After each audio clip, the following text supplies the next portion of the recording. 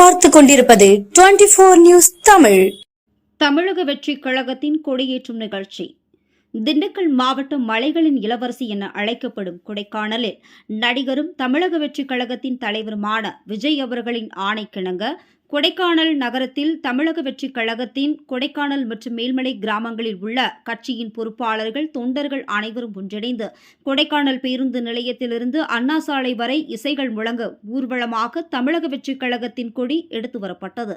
அனைத்து தொண்டர்கள் ஒன்று திரண்டு அண்ணா சாலையில் அமைந்துள்ள ஸ்டேட் பேங்க் ஆஃப் இந்தியா எதிர்ப்புறம் இசைகள் இயக்கியும் வெடிகள் வெடித்தும் தமிழக வெற்றி கழகத்தின் கொடியை கொடைக்கானல் நகர தலைவர் வினோத் ஏற்றி வைத்தார். அதனைத் தொடர்ந்து பொதுமக்களுக்கு இனிப்புகள் வழங்கப்பட்டது.